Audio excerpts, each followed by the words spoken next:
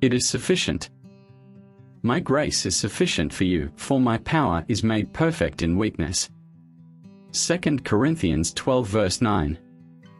It had pleased God to remove my youngest child under circumstances of peculiar trial and pain, and as I had just laid my little one's body in the churchyard, on return home, I felt it my duty to preach to my people on the meaning of trial.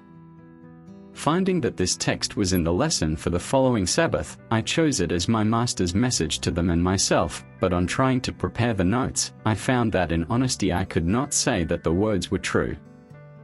And therefore I knelt down and asked God to let His grace be sufficient for me.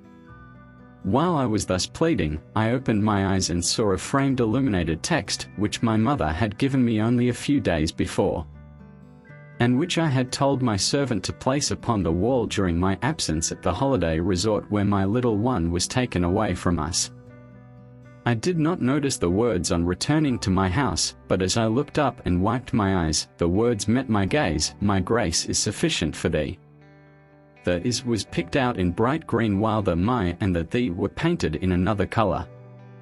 In one moment the message came straight to my soul, as a rebuke for offering such a prayer as, "Lord, let thy grace be sufficient for me," for the answer was almost as an audible voice, "How dare you ask that which is? God cannot make it any more sufficient than He has made it. Get up and believe it, and you will find it true, because the Lord says it in the simplest way, my grace is, not shall be or may be, is sufficient for thee."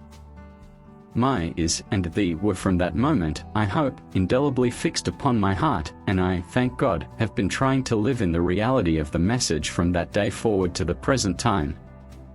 The lesson that came to me, and which I seek to convey to others, is, never turn God's facts into hopes or prayers, but simply use them as realities, and you will find them powerful as you believe them. Prebendary H. W. Webb Peploe.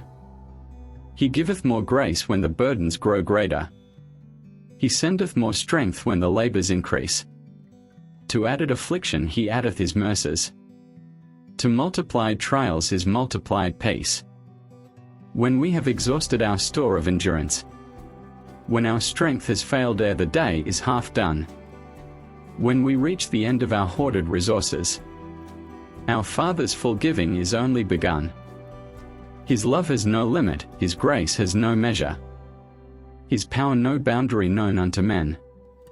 For out of His infinite riches in Jesus, He giveth and giveth and giveth again. Annie Johnson Flint.